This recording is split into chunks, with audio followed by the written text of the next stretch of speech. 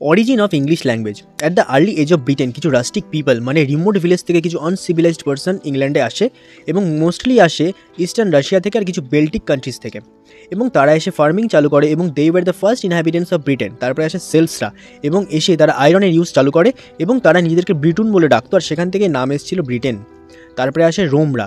রোমানের chief general Julius সিজারদের সাথে সেলসদের খুব ঝামেলা বাঁধে, কিন্তু রোমানরা জিতে যায় কারণ তাদের মিলিটারি পাওয়ার বেশি, আর এসে তারা পুরো খ্রিস্টানিটি ছড়িয়ে দেয় ইংল্যান্ডের মধ্যে।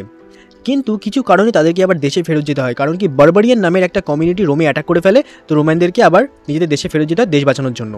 তখন ইংল্যান্ড পুরোপুরি ফাঁকা, কোনো রুলার নেই, সেলসটা অলরেডি কিন্তু দুর্বল হয়ে পড়ে আছে। তখন সুযোগ বুঝে পিক্স নামের কিছু কমিউনিটি ইংল্যান্ডে অ্যাটাক করে।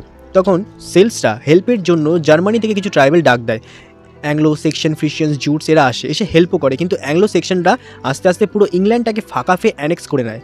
তো অ্যানেক্স করার পরে ওরাই তখন রুলার হয়ে যায়, তখন একটা সিস্টেম তৈরি হয় হ্যাপাটার্কি, মানে a government of 7 people. Northumbria, Kent, East Anglia, Essex, Sussex, Wessex আর মার্সিয়া, তো এই 7খানা স্টেট তৈরি হয়। আর তারা ছিল অ্যাকচুয়ালি পাগান, তারা নেচারের পুজো করতো, কোনো খ্রিস্টানিটি মানেনি। কিন্তু কেন্টের যে রাজা ছিল সে ফ্রান্সের একটা মেয়ের সাথে বিয়ে করে আর খ্রিস্টানিটি অ্যাডপ্ট করে নেয়। তো এইভাবে আস্তে আস্তে খ্রিস্টানিটি ছড়াতে থাকে। আর যারা অ্যাংলো সেকশন ছিল তারা লিটারেচার খুব ভালোবাসতো, মানে লেখাপড়া, তারা অ্যাকচুয়ালি ল্যাটিন পড়াশোনা চালু করে দিয়েছিল ওইখানে। তো ইংলিশ ল্যাঙ্গুয়েজের জন্ম বা লিটারেচারের জন্ম ওখান থেকেই হয়েছিল। কী মিক্স আছে, খ্রিস্টানিটি মিক্স আছে, পাগান কমিউনিটির কালচার মিক্স আছে, ল্যাটিন মিক্স আছে।